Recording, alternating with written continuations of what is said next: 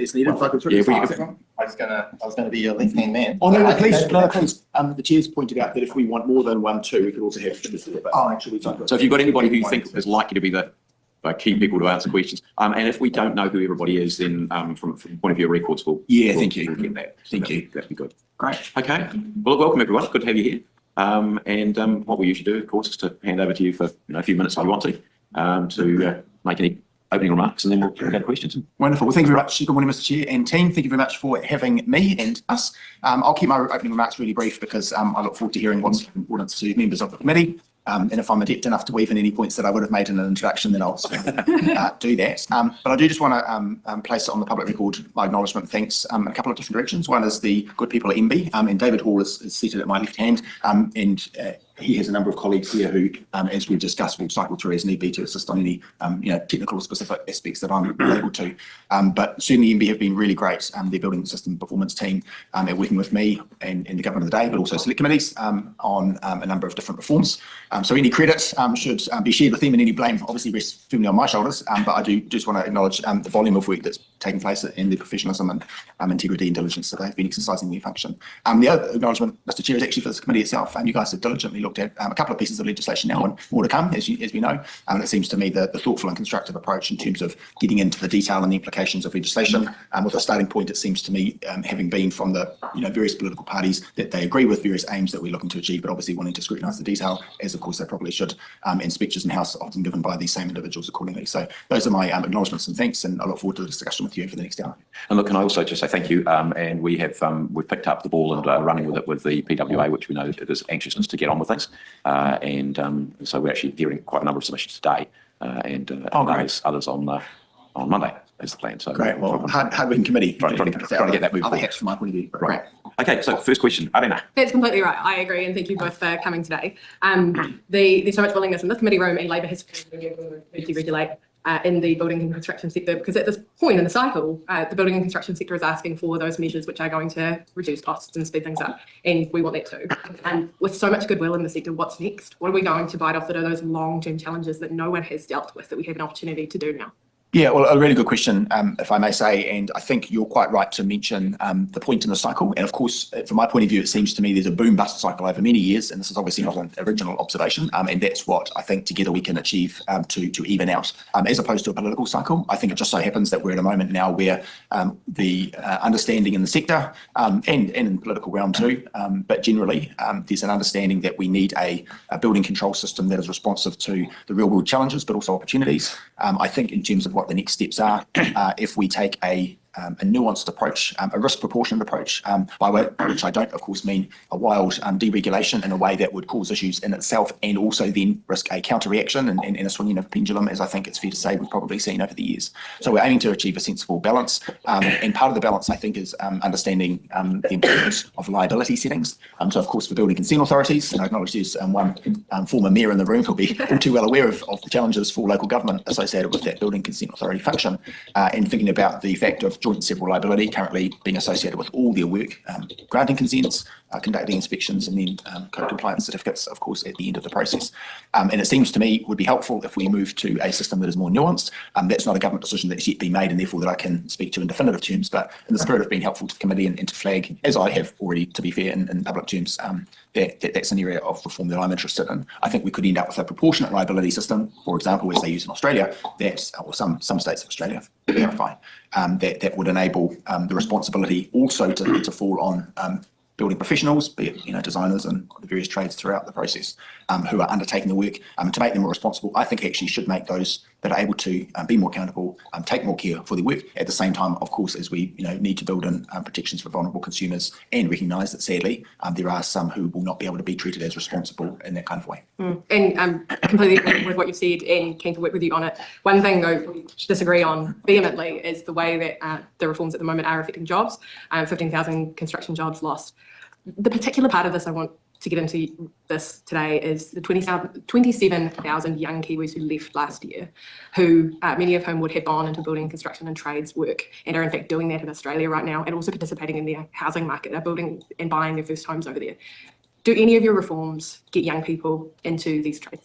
Yeah, I mean, I think it's a couple of different aspects of that question, which is an important one, of course. And of course, by way of background, the macroeconomic settings have been challenging for construction activity. And other committees will this week have been talking about a pipeline of work that will be helpful to even out those flows. And of course, the problem with a boom-bust cycle that we've traditionally had isn't just the bust part, it's actually the boom too, because in relative terms, it's not that we've had a particularly low period of activity in the last 2 or 3 years. It's that coming off a huge high from a few years ago, and not obviously to relitigate government policy from years back that would be inappropriate in an estimates hearing. But the reality is there was an artificial high that was generated for various reasons, and some of which were outside no one's control in terms of COVID itself. But the reality is then coming down and having a huge workforce geared up to undertake a level of building activity that probably wasn't sustainable in the medium term. And as you've said, we've lost some trades persons to Australia, which is unfortunate.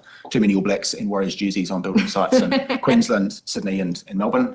We need more. At least gives a home crowd well, people. It is good from a Warriors supporter perspective. And we need, if anything, we need a few more Queensland and New South Wales origin jerseys on Kiwi building sites, just to keep the league theme for a moment. But in order to avoid that, we need a good pipeline of work, and the pipeline of work, again, on a bipartisan basis, I think will be helpful for large-scale infrastructure projects. And the macroeconomic conditions, of course, in terms of inflation now being back within that band, interest rates able to come down following OCR decisions by the Reserve Bank of New Zealand, and general confidence, including with the stability now around unemployment rates, it seems to me better times are ahead, and the sector does feel that.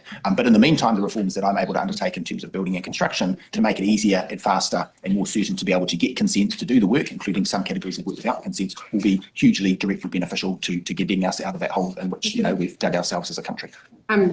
Is the plan to fill those gaps with migration when inevitably the residential building sector does pick up? And we lag behind for 2 years as the sector not only trains those people, but also gets back on its feet, as we've lost many of the small and medium-sized builders in the market already. The intention is to have Kiwis trained to do the work, and obviously a number of different aspects to that. Part of it is the vocational education piece, led by my colleague and friend Penny Simmons.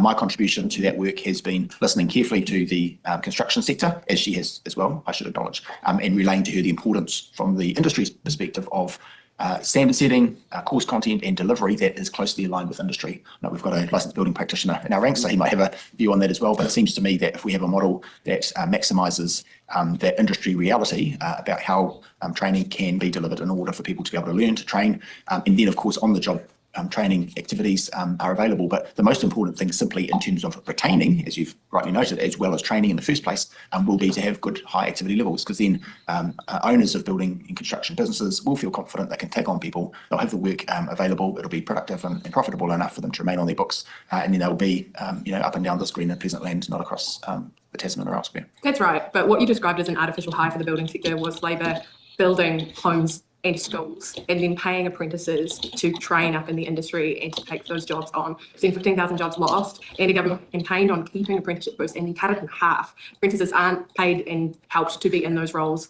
now in the way that the Prime Minister promised them they would be at the election. Why have we gotten rid of that key pipeline of skilled work for Kiwis at a time when the building and construction sector says that they need it and says that this would be a really key reform? Yeah, I mean, there's a huge amount of activity that flows from government procurement. For example, huge number of classrooms. I think I'm right in saying, and I don't want to put on record if it's not correct, but I think it's the highest number of classroom build activity last year ever. And if that's the case, then I know that the conversation in the House of Parliament was that, oh, well, that was all Labour's work. Well, that's fine if that's true. And it's true, of course, there is a lag effect in some activity that takes place in any given year. It has, of course, been planned in previous years. But I would respectfully say that the opposition can't have its cake and eat it too. You can't say that there hasn't been a high level of activity because it's all the fault of the current government. School builds. And, pardon me? You cut 200 school builds. No, there's a lot of school building. Arena, can we just let him answer, please? Well, point of order. I mean, is this actually, this is not really in the minister's role. It's not procurement. This is about, we want to be talking about the building industry, the statutory obligations and the reforms that are coming, other things that are actually. I think I think that is correct. We are starting to stray outside of it. So I'll leave it to you to answer what you want to answer. And if we're going to start offering opinions on it, I'd like to have a chance to offer my opinion on why we're going to prove it. Yeah, thank you. So what you want to answer. Would you like an opinion from Cameron? Of course. I don't think you'll like it, but I'm not sure that I get to ask the question, but maybe I'll pose a hypothetical and see who comes in on it. But I think actually, I mean, and of course, our friend's point of order is the right one in terms of the scope of the committee, but I will say the intersection of those is that the reform work that Erica Stanford has led as Education Minister in terms of their procurement is technically outside our work program is actually taking cognizance of the fact that within the sector there's a huge appetite for standardisation, for off-site manufacturing, for the lack of disruption, therefore in terms of classroom and school builds, thinking about construction sites in which young people are also learning, but also that's going to deliver a huge additional amount for the amount allocated. So while it might be the case that one could say, compare relative amounts on spend, the reality is we want the outcomes, we want the bang for the buck, we want the number of classrooms, not the mere balance sheet reflected in the budget that politicians can fight over. Okay, I've got two aspects of the things that you've been asked about already. First one's the joint and several liability, and I'm going to go to you, Dan. The joint and several liability, which, as you alluded to, we do have a former mayor in the room, who was on just about to hand back our building warrant because of the liabilities being so high. If you're going for joint and several liability, have you given any thought to, often you might have dodgy builder, 2023 and, dodgy architect 2024 or whatever, something goes wrong, they go out of business and suddenly they're out of the way, which has been part of the problem. Have you given any thought to whether if there's any reform in this area, it might not be as direct, but you might say, hey, the people who are involved in that entity, that the industry knows who they are, they know that they have a dubious record, and we're not going to let them set up another entity, at least not without, I would imagine insurance will get involved in this kind of thing, but saying, well, you're a great builder, your insurance level's down here, you've got a bad record, your insurance level is going to be up here if you get insurance at all. And that starts giving some market signals to people to say, hey, you do your job properly, because otherwise, we might send you off to Australia. Absolutely right. And of course, that's the right point, because having sat in that role, you'll be aware that the havoc that is wrought by some combination of incompetent, careless, insolvent practitioners obviously can affect very deeply individual building owners or would-be owners in the case of, first home buyers, home and build package, for example. Well, that's right. But also from a local government point of view, you'll be aware of the effect on the balance sheet of councils, large and small, up and down this land. So we do need to resolve it. And part of it is what we would call cracking down on cowboys. At an individual trade level, it's about being much more specific about ways that we can hold to account dodgy practitioners or ones who frankly need greater scrutiny. And part of the reform whereby we're going to be more enabling of those who can be trusted because they've got qualification, experience, insurance, or guarantees or bonds or some other way of providing comfort to the consumer and the system as a whole. And knowing that if we're more enabling in that space, we can provide greater scrutiny and oversight of those that are poor practitioners, poor performers.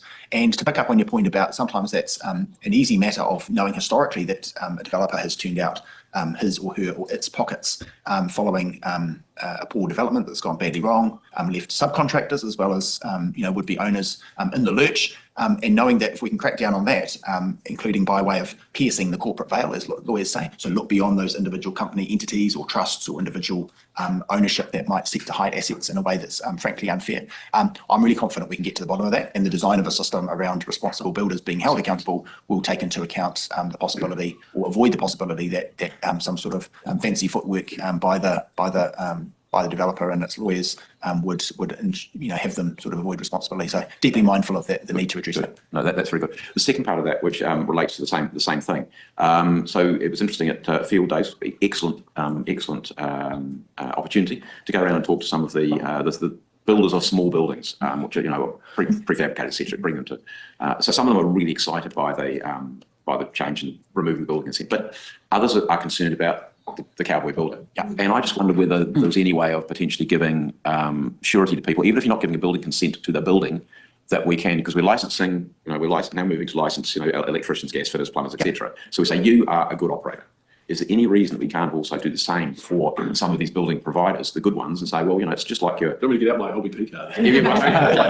but that's it to say, hey, these guys have got the A certificate. Yeah. These guys have got no certificate at all. Yeah. It sends a clear signal to the market. I'll deal with the guys who are reputable, and at least it's not their building that's being talked about; it's them, their company, whatever it might be. Yeah, absolutely. Well, there's a meaningful conversation about where registration and licensing, including through the licensed building practitioner regime, should sit with the individual, the person, the practitioner, or the entity under whose name the work is taking place. The reality is that we don't, whatever that system looks like, we need not to have a gap. We need not to have a gap between the two, such that the individual who's responsible for the work could avoid accountability, or vice versa.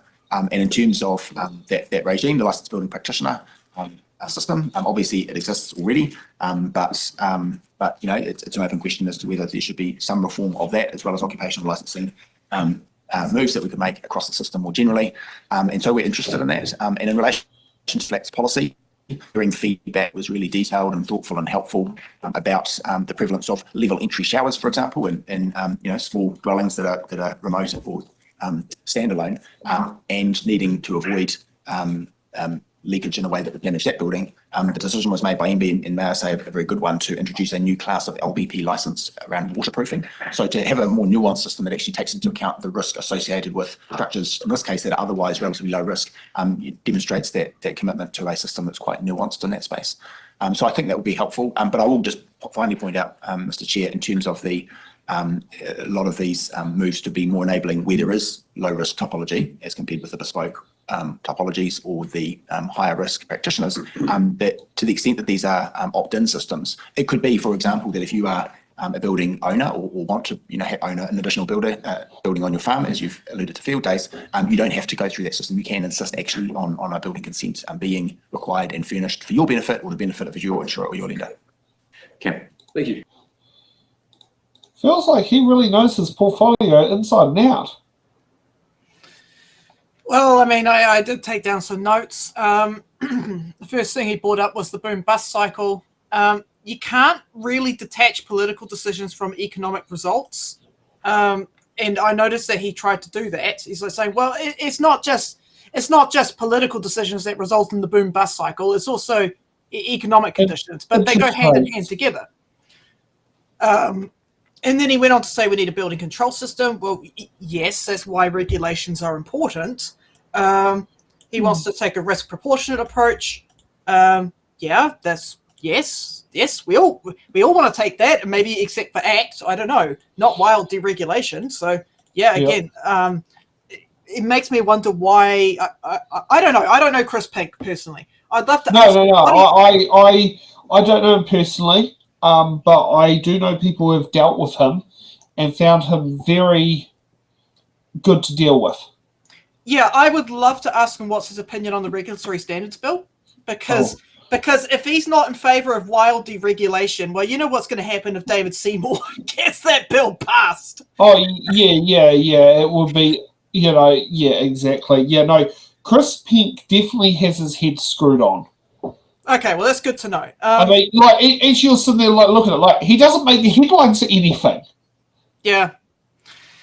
No, he doesn't. He's not crazy enough. Well, I don't even think he's in cabinet either. I think he's one of the ministers outside of cabinet. I'm not sure. I'll go and have a look to see. Yeah, you go have a look, and I'll continue going through my points. So he said, Chris then said, it's helpful to move to a more nuanced position, proportionate system. Again, that just sounds like a risk proportionate approach. So like calculating the risks and the benefits. Yeah, that's what you do with a good regulation system. So, okay, I'm glad he likes that. Put in protections for vulnerable consumers. Yeah. Public insurance. Why are we having this a free market thing? What happens if we have unethical insurance practices? Yeah. Well, I mean, we just got to look at the United States for that. Yeah, I mean, so he wants a pipeline of work to encourage young people to get back into the trades. I mean, that's great, but is he advocating for a Ministry of Works? Because that would ensure sustainability in projects. Because he went on to then say we need sustainable projects to prevent loss of employees. Yeah, a Ministry of Works would effectively provide that, like what we see in places like Ireland. And yeah, we would start seeing Australian workers come into New Zealand because they've got that assurance there. So it's really interesting, the points that he made, because it's like, okay, if you were to spread them all out on a sheet and go like what I did and go through one by one, a lot of these points seem to line up with what Labour is advocating for. But then he turns around and says, we need a free market approach. We need the free market to do all of this. And I'm like, how? You're describing things that the free market can't do. Yeah, exactly. Yeah. Like, I think it's really interesting that Andy Foster brought up insurance ranking for builders. That's an interesting idea. I think that's worth getting data on and getting economists on board to figure out whether or not it's actually viable. I don't know, again, how this will be implemented. And again, with the free market approach, what happens if the insurance company engages in unethical practices? Is the consumer going to be forced to court? The good thing we do have in New Zealand is we have what is called a double layer of set of insurance. So we have what is called a retail insurer, which unfortunately in New Zealand, most of it's ended up consolidated under AIG under multiple different brand names. But then you have what is known as called a reinsurer.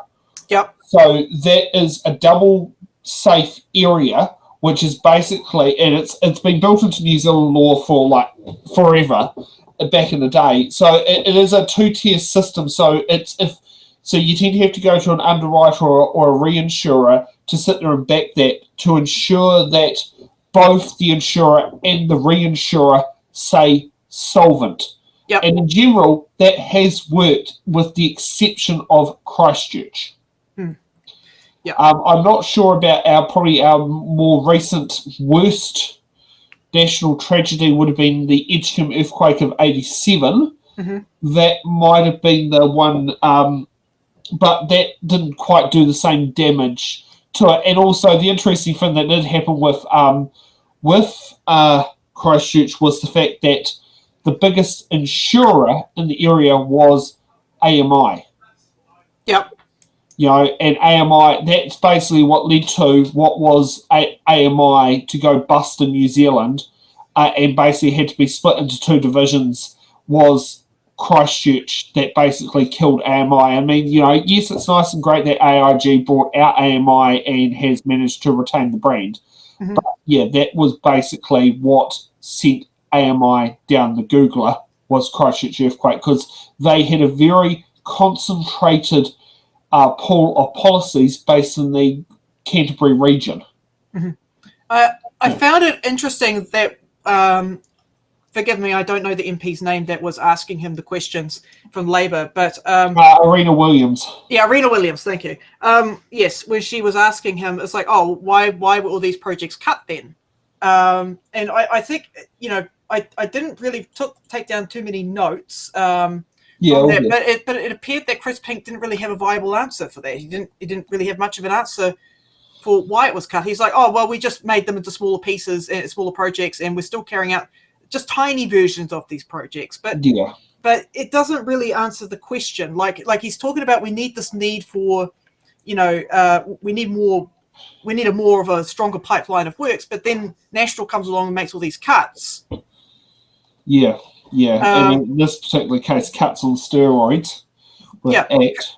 Cuts on steroids, and then you've got ACT, the regulatory standards bill, and you've got builders leaving for Australia.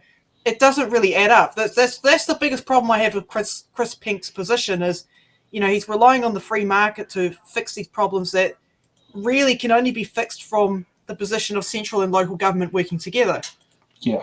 And actually, this is the other thing is with the insurers of leaky homes. Most of the liability of leaky homes fell onto councils, not on the builders or the architects who did the job. And Andy made a good point about there. It's like, what happens if the architect or the builder goes bust? And if you professionally go bust via a limited liability company and avoid personal bankruptcy, you don't have the same restrictions placed on you, whereas if you're personally made bankrupt. And the only way that you can actually get around of when you professionally screw up and be personally held accountable is if a shareholder sues you. Well, most customers aren't shareholders. Yeah, I mean, that's true. Yep, most customers are not shareholders. And if you went bankrupt in New Zealand, it makes sense to go to Australia where your bankruptcy records and all that and credit reports and all that aren't taken into account. Yeah, it makes me think about this insurance system that Andy Foster brought up. What are the insurance premiums going to look like for building companies if they go ahead with this? Who knows? But we already have it for lawyers, we have it for accountants, we have it for doctors. The medical sector, pay a bit for those premiums. I will have to check with Shine to find out what the nurses one is, but it's a fair bit of money every year that they have to pay, for the indemnity insurance, I think is the name. But, there's a lot of it that is out there. And I mean, and put it this way, we've got ACC on top of that. Now, I mean, obviously for building, that ACC wouldn't matter. It's mainly about property, not about injury. Yep. But yes, there's a lot that's in it. Yeah, I mean, what do you think? I mean, look, I think it's good that this idea is being brought forward. I think it's worth exploring to see what the benefits and the cons are of such a system. But I know that if they found out, okay, this is a potentially beneficial system that we can implement, I know that ACT's going to come around the corner and try and get rid of it.